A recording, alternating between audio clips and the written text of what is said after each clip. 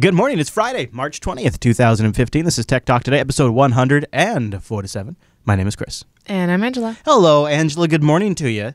We have a big show to get into, some stuff to make up for. And since we missed a show this week, I'm going to skip the health stuff one more time. Oh, I know, my because it's not goodness. everybody's favorite, and I feel bad when we have a lot of stories to get into. Speaking of those stories, why don't we tear into those? So let's bring in that Mumble Room. Time-appropriate greetings, Mumble Room. Hello. Hello. Good morning. Hello. Hello, everybody. You're Full house. sounding handsome, as always, today. Love it. So listen, we got to talk about Googs. There's a lot of things that have leaked out because of an accident about how close Google got to getting in big-time trouble. Let's start with an FTC report that shows that Google did purposely demote competing shopping sites in the Google search results, according to a conclusion coming from an FTC investigation. Now, that's the icing. That's the appetizer. The Wall Street Journal, which unfortunately is behind a paywall, but I do have a copy of it here, actually is blowing the doors off of some pretty big revelations from inside the FTC. It turns out that key FTC staff have wanted to sue Google for being a monopoly. In fact, they said it causes real harm to consumers and innovation in the marketplace.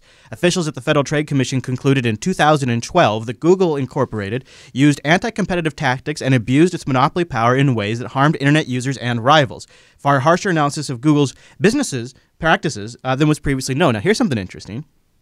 The staff report from the agency's Bureau of Competition recommended the commission bring a lawsuit challenging 3 Google practices. The move would have triggered one of the highest-profile antitrust cases since the Justice Department sued Microsoft Corp. in the 1990s. Do you remember that big Internet Explorer lawsuit with Microsoft? Does that ring a bell? Nope.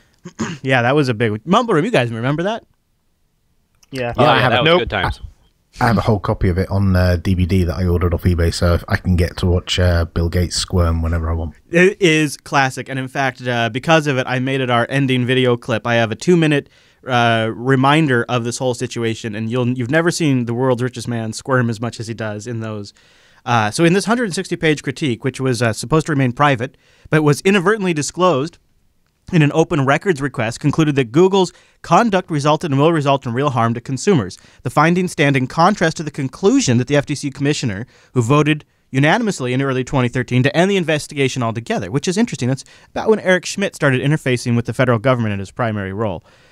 Google's general counsel, Kent Walker, said in a statement Thursday that the FTC ultimately agreed there was no need to take action on how we rank and display search results.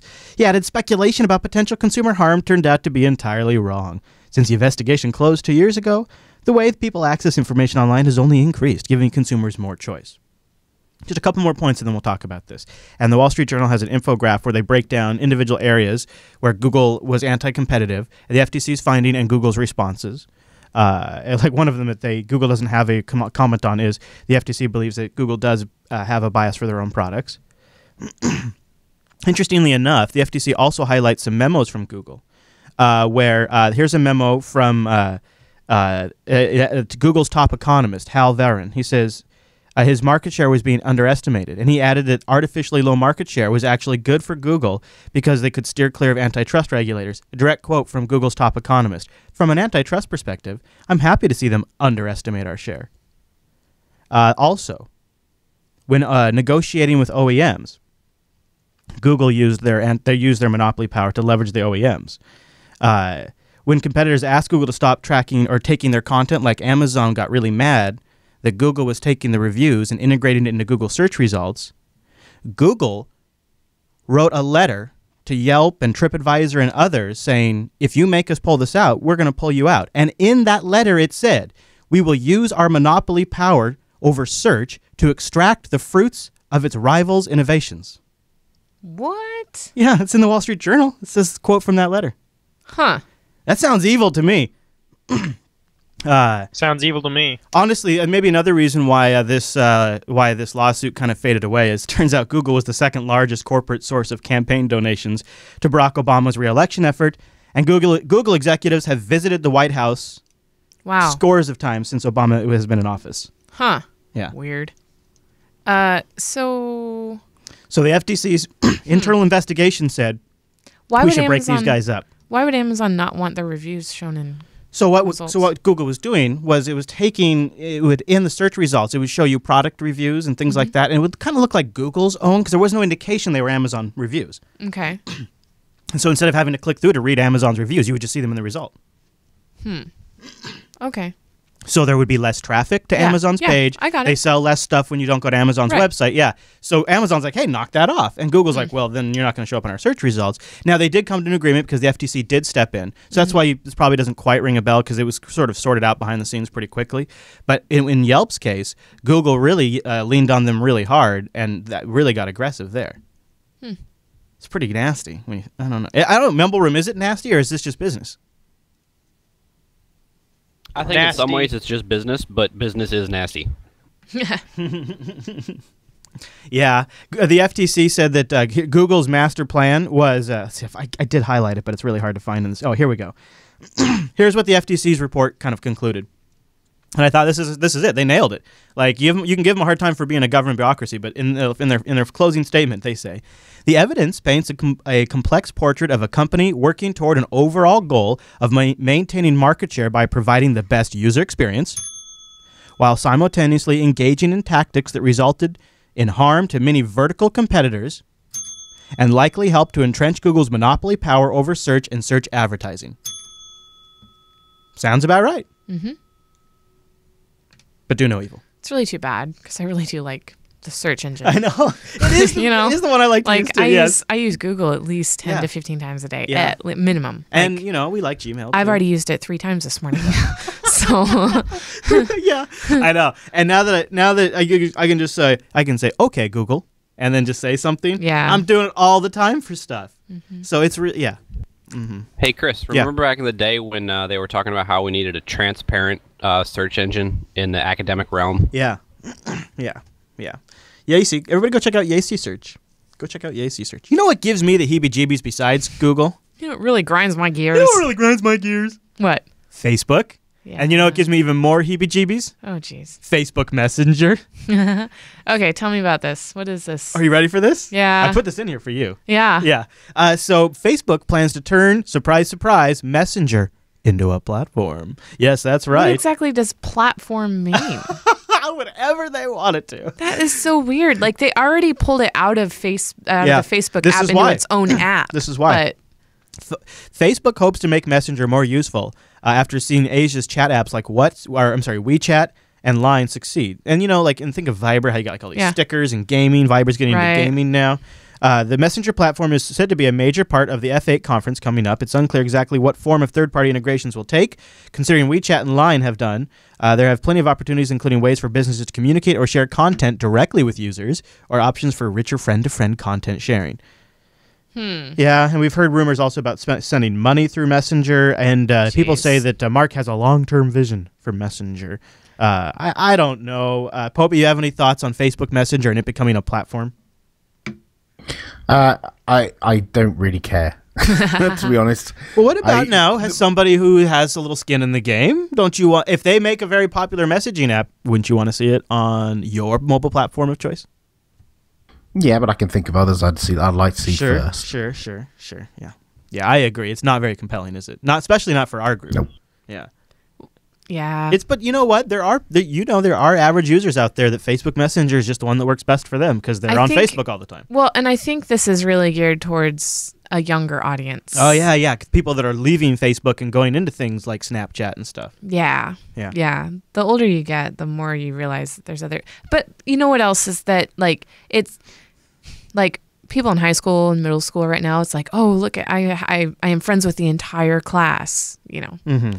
So here's my thought, and here's why I bring it up, is I came to the realization that having the messaging platform or service or app, whatever you call it, be separate from the operating system is a really, really, really big deal from not being locked to not get locked in to that particular device and OS. So, for example, for a long time, it was my opinion that iMessage was the best messaging platform out there that's just as far as full-on OS integration, works on the desktop, works on the phone, works on the tablet, all in sync. You can transfer, any kind of file you want, inline images, voice notes, all that stuff. Mm-hmm. But Telegram comes along, and of course Viber came along. All these other things come along over time. That no longer is the case. Hasn't been for a little while. And now you have an app like Telegram, and now it's much easier to move around between Linux, Windows, Mac, Android, and iOS. people, group messages. Yeah. Yeah. And so these messengers they, in a way, for the users, enable them to sort of break away from the platform vendor a little bit. And that, to me, is a pretty enabling technology. And the more stuff that Telegram does, so far, Telegram really hasn't managed to take a step that I haven't agreed with. So I like that a lot, too. I don't know if I like these ones that are attached as an overall larger product strategy and brand like Facebook's is. That, to me, I want something where that's what they work on, is a good messenger. That's what they're focused on. Right. You know how, like, I was just thinking, I've been calling Washington Health Plan Finder every day this month. Yes. And I just called them yesterday. The only number that they offer is a long distance phone number, to Olympia. Yeah. And like long distance doesn't really apply anymore. All of our house phones, if we still have them, which we do, has built-in free long distance. Yeah. All of our cell phones obviously call long distance, no problem. Is this going to eliminate text? You wonder on because cell phone platforms. That's a huge moneymaker is SMS charges. I know. Yeah, and it's got to, right? And they must know, and that's probably why they're not budging much on data caps, because it will still use data, as we've seen. Yes. Yeah. So, yeah, I think so. I hope so, because SMS sucks, and it's also it's just so compromised, and it doesn't have synchronization across multiple devices. Right. So yeah, I hope it kills SMS. Mighty Text. Mighty Text is not bad, yeah. There are good apps on Android to work around the limitations, and like Push Bullet and stuff works too. Yeah. I don't want it to be Facebook, though, but I think they have a long-term plan on this one. So we'll watch, see what happens. All right, I have something fun to do. We talk a lot about VR on the show. Let's just watch this quick video and see if this actually manages to knock our socks off. This is Magic Leap's video of a seamless augmented reality where you're playing in the office. Maybe it's late at work or something like this. Angela, take a look and see if you're impressed. Tell me what you think. All right, so he's kind of doing he's got icons popping up, and he's able to pick them up and move them around, sort of like Minority Report style. Ooh, that's pretty cool. And then, looks like he opens up a folder structure. What do you think of that, Ange? He had to stand up to do that? I think he decided to. Oh, okay. So he's loading a game.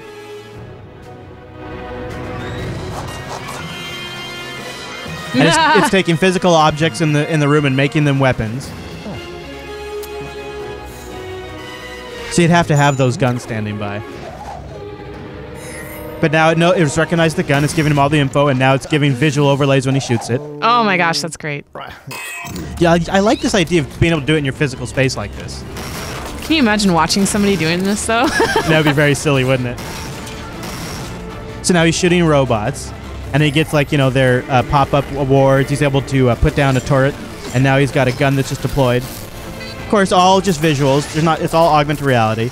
Mumble Room, I don't know if anybody you can see this, but this is kind of compelling. I am starting to get more excited about augmented reality than I am virtual reality. I liked how something just fell from the ceiling and the blood splatter on his... Here's the thing, though. There's no way this is easier than virtual reality, because you have to have something that's capable of recognizing objects in the real world and giving them attributes. And everybody's setup's going to be different. Everybody's lighting conditions going to be different. Everybody's audio setup's going to be different. Everybody's Wi-Fi connectivity is different. That is so much more complicated than a virtual reality environment. So that wasn't real. It's like a made up. Well, yeah, but it's a brief video that's supposed to sort of demonstrate what Magic Leap wants to do. Could do. Maybe. Yeah. They were going to show it at TED, but they didn't have it. They have significant backing, though, from major tech companies in the entertainment industry, including Google and Legendary Entertainment, who are giving them a lot of money. They're not saying if it's a pure just concept video or an example of software, but it looks like a concept video to me. Yeah. That's exactly what I was trying to say. I wonder if they have to take a panorama of the room before the game can even start. It could analyze. You'd have to have a lot of cameras going on, right? And looking at stuff all the time. And then you'd have to have this massive object recognition database. Or you'd have to be able to have a room that you already make sure these objects are in there with NFC tags or something like that. I don't know. You guys in the number room have any thoughts before we move on? I can see it maybe in 20 years, but I don't see it currently. Yeah. Boy, I'd love to hurry up with it. I'd love to have it. I just want it now, please. I'm ready. My body's ready. I've been ready for that. All right, you know what else I'm ready for? Drone-delivered condoms. That's right. Amazon just got permission from the FAA to start testing its delivery drones. Future Farmers of America. That's exactly what I was thinking of. Yeah. Nice callback. So they got the okay from the FAA to start testing their drone delivery. Yeah. So how about that? Now it's like I forgot the state. They have it in one state, I think, is where they're allowed to do the testing. Anybody in the Mumble Room catch which state this is happening in? Oh, crud. It's pretty exciting. I thought, wasn't it here? Because it's their corporate headquarters. I don't in actually Seattle? think It so. was out. It was east. Yeah. It was out east. Yeah. Huh. That's why I remember it not being here in Washington, but yeah. Yeah, that'd be hard to deliver a case of beer. Yeah, anything, I think 10 pounds is the current limit. Yeah. But there's a lot with, and you got to figure they're going to get that up, Well, too. and we're going to have to start like all new litigation. Your drone crashed into my car. Oh, yeah. Your drone did yes. That's why I'm glad they're doing it. Is your drone video cameraing? That's why it's good that it's Jeff Bezos, because the good thing about Amazon, they don't even apparently ever need to make money. Do you know that? Right, yeah. So they don't have to make money, so they can just go fight lawsuits for the next 10 years for the rest of us. Right. And then Crazy. maybe, of course they'll own it. You know who's really screwed is FedEx and UPS, because Amazon's working to replace those guys. Yeah. Here come the drones. Well, they UPS. already, right. Is that drone in brown? I think so. Yeah. So sorry, UPS. It was good while we knew you. Hey, do you want to do a Kickstarter of the week before we get out of here? This one was recommended twice by the audience. You ready? Okay. All right. So here we go. It is the Spark Electron. It's a cellular dev kit with a simple data plan. It's got 4,142 backers. They're trying to get 30,000 in funding, and they're currently sitting at $401,000 with 12 days left to go. That's right. And they have a video about an Arduino-like cellular development kit. I think this could be a huge deal, but I haven't watched it yet. Let's take a look. This is the internet. And now, it works everywhere. You see, this little guy connects to the internet over cellular. And when he comes online, exciting things happen. Like a smart weather balloon, or wallets that know where they are, or a cellular gyro. Gyro. Gyro, yeah, nice. Lamb sandwich. Lamb sandwich. With the simplicity of an Arduino and the power of an ARM chip. This is the Electron. I'm Zach from the Spark team, and we're in California. Hey, Zach. Zach, you got a Spark team. This is actually, so the reason why this is a big deal is I've been thinking, this is totally not a plug, right? But I've been thinking a lot about Ting and their $9 GSM card, and then you just pay for your data usage, and you have these tiny devices that maybe need to send a megabyte or two a day, and you put a Ting GSM in there, like, you could just put GSMs in everything. Everything could have a Ting GSM and be talking to the internet. If it just uses a little bit of data, it would cost you like almost nothing. Yeah. So when I see devices like this, and I see like how the MVNOs, and you've heard, Google's also going to roll out their own MVNO, and you got to wonder what their data prices would be. Things like this could truly bring a new level of internet connectivity. So I'm going to watch a little more because I'm going to be honest, I'm kind of excited. Remote barbecue. Remote barbecue. In 2013, we brought you the Spark Core, an Arduino-like development kit for creating Wi-Fi connected products. Last year, we announced its sequel, the Photon, So a they got major a step track forward in record. cost and reliability. Our team has grown from 4 to 24. There are tens of thousands of you building with Spark, and dozens launching products on our platform. Yeah, you could build We've come your a own long way, hotspot. and we're ready to take on something even bigger. When you imagine a cellular network, you probably think about mobile phones, tablets, and hotspots. Yeah. But there's a whole other industry of cellular connected things, like parking meters, shipping containers, and point of sale. In the industry, this is called M2M, or machine to machine. And we're here to bring M2M to you. To you. To you. Sorry. Yeah.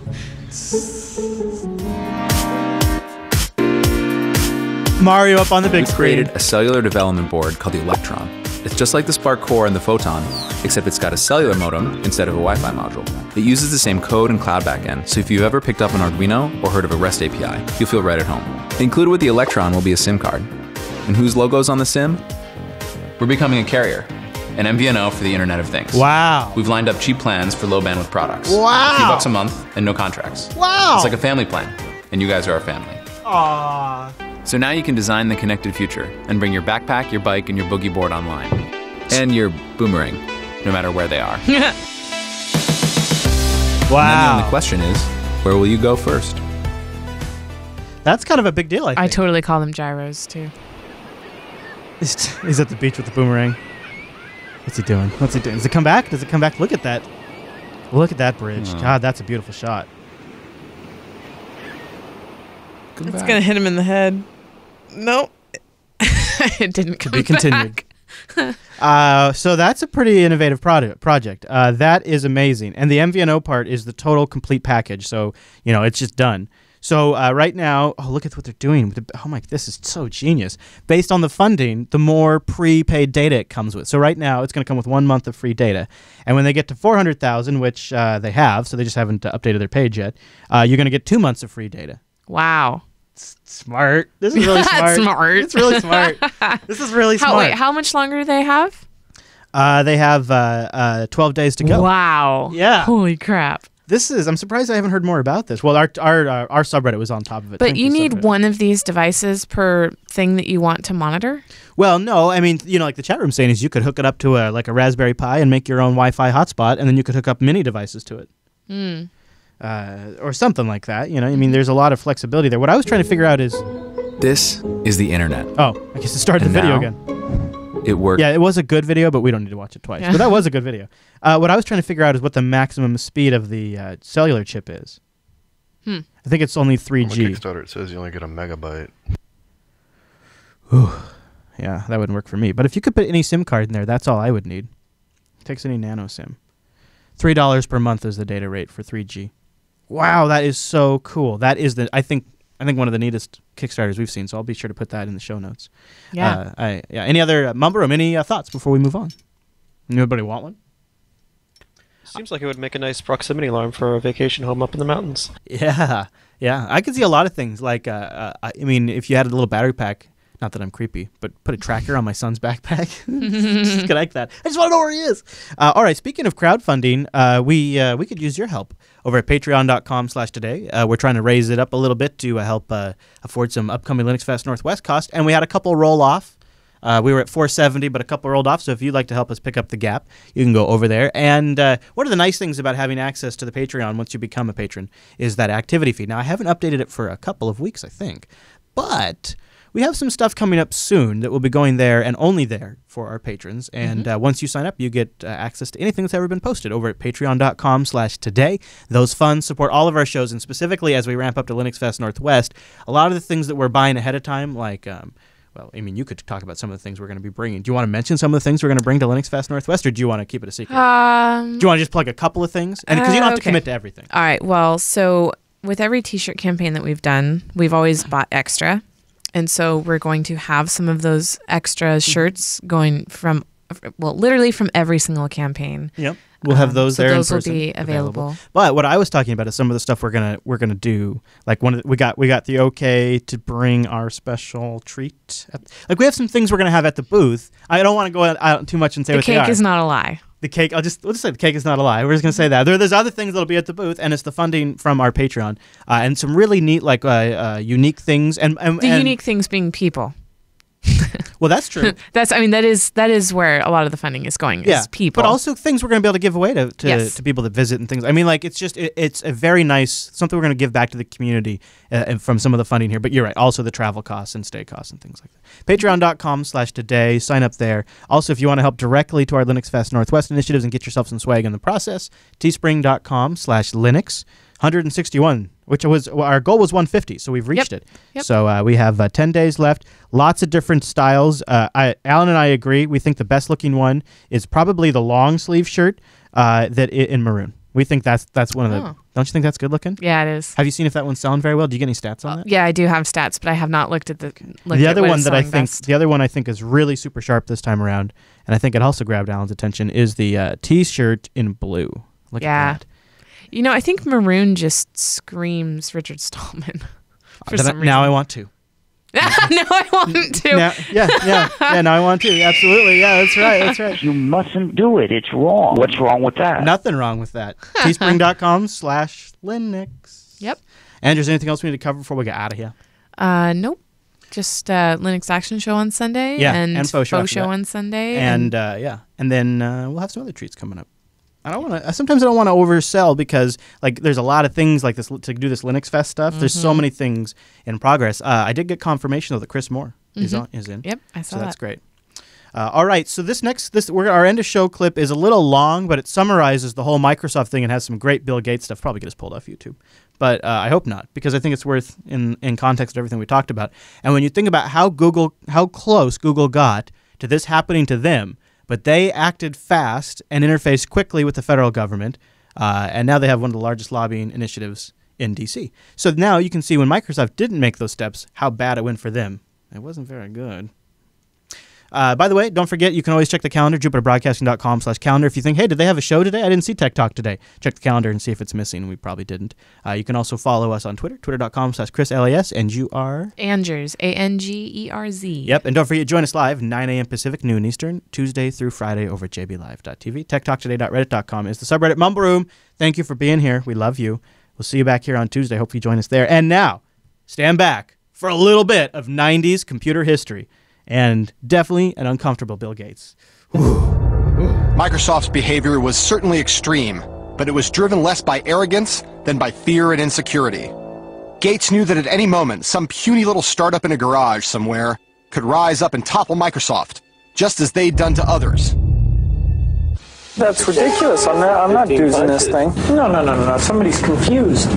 Somebody's just not thinking. I mean, there's no way. We'll figure it out. You guys never understood. You never understood the first thing about this. In all the times that I've met Gates, there's only been one consistent element.